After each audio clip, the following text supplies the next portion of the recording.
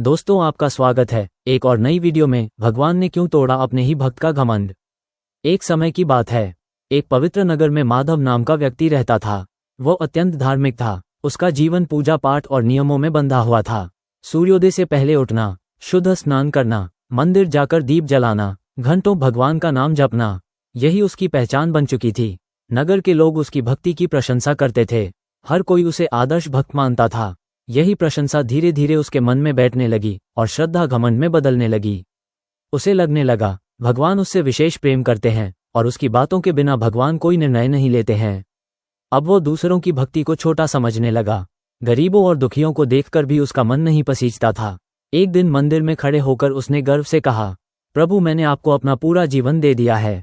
अब आप मेरे हैं और आपको मेरी इच्छा पूरी करनी ही होगी। उस रात स्वप्न में भगवान कृष्ण प्रकट हुए। उनके मुख पर करुण मुस्कान थी। उन्होंने कहा, माधव, कल नगर के बाहर एक भूखा बैठा मिलेगा, उसे भोजन करा देना, यही मेरी सेवा समझना। माधव ने मन ही मन सोचा, ये तो बहुत छोटा काम है, मैं तो बड़े बड़े यज्ञ करता हूँ। अगले दिन वो उस भूखे व्यक्ति के पास से निकल गया। उसने आंखें फेर ली और अपने नियमों पर गर्व करता रहा। कुछ ही दिनों में उसके जीवन में परिवर्तन आने लगा। व्यापार में हानि होने लगी, घर में अशांति फैलने लगी। जिस मन में शांति थी, वहां अब क्रोध और भय बस गया।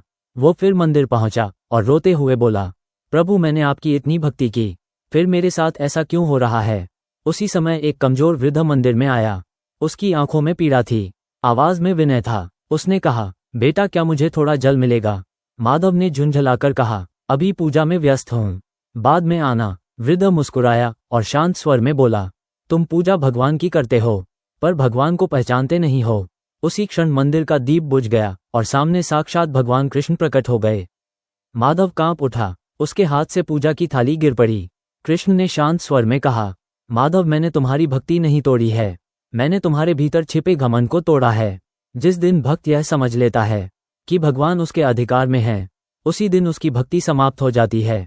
भक्ति का अर्थ सेवा है, अधिकार नहीं। भक्ति का अर्थ झुकना है, दिखावा नहीं। माधव की आंखों से आंसू बहने लगे। वो कृष्ण के चरणों में गिर पड़ा। उसने कहा, प्रभु, मुझे क्षमा कर दीजिए, मैंने भक्ति को साधना नहीं, अहंकार बना लिया था। कृष्ण ने कहा, जब तक मन झुका नहीं होता, तब तक भक्ति सच्ची नहीं होती। भगवान मंदिर में नहीं, करुणा में बसते हैं। उस दिन के बाद माधव पूरी तरह बदल गया।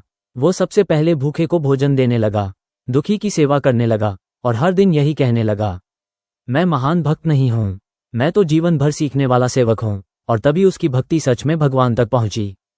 सच्ची भक्ति की अंतिम परीक्षा। समय धीरे धीरे आगे बढ़ने लगा। माधव का जीवन अब पूरी तरह बदल चुका था। अब उसके चेहरे पर घमंड नहीं बल्कि शांति दिखाई देती थी। वो हर सुबह सूर्योदय से पहले उठता था, पर अब पूजा से पहले सेवा करता था।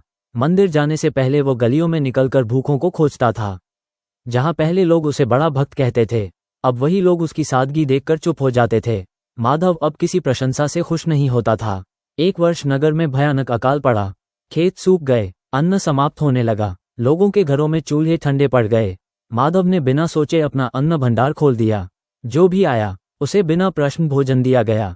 कुछ लोगों ने फुसफुसाकर कहा, ये सब दिखावा है। कुछ ने कहा, ये फिर से बड़ा बनना चाहता है। माधव ने किसी को उत्तर नहीं दिया। वो चुपचाप सेवा करता रहा। रात को वो मंदिर में बैठकर बोला, प्रभु, यदि यह सेवा भी मेरे अहंकार का कारण बन रही है, तो इसे भी मुझसे छीन लेना। उसी रात स्वप्न में भगवान कृष्ण प्रकट हुए। इस बार उनके चेहरे पर गंभीरता थी। कृष्ण ने कहा, माधव, क्या तू सच में बदल गया है, या तू बस पुराने घमंड को नए रूप में जी रहा है। कल तेरी सबसे कठिन परीक्षा होगी। सुबह होते ही एक साधु माधव के द्वार पर आया। उसका शरीर कमजोर था और आंखें तेज थीं। साधु ने कहा, मुझे दान चाहिए। माधव बोला, जो है सब आपका है। साधु ने कहा, मुझे धन चाहिए। माधव ने बिना रुके दे दिया। साधु ने फिर कहा, मुझे अन्न चाहिए। माधव ने भंडार खाली कर दिया। फिर साधु बोला, मुझे तुम्हारे वस्त्र चाहिए। माधव ने अपने वस्त्र भी दे दिए। अब वो साधु के सामने खाली हाथ खड़ा था। साधु ने आखिरी बात कही, मुझे तुम्हारा मंदिर चाहिए। ये सुनकर माधव का हृदय कांप उठा। एक क्षण के लिए उसका मन डगमगाया। उसकी आंखों के सामने उसकी साधना घूम गई, उसकी पूजा, उसके व्रत, उसका सब कुछ। फिर उसने आंखें बंद की और शांत स्वर में कहा, यदि यह भी प्रभु की इच्छा है, तो ये भी उन्हीं का है। उसने मंदिर की चाबी साधु के हाथ में रख दी और स्वयं बाहर खड़ा हो गया। उसी क्षण साधु मुस्कुराया और अंतर्धान हो गया।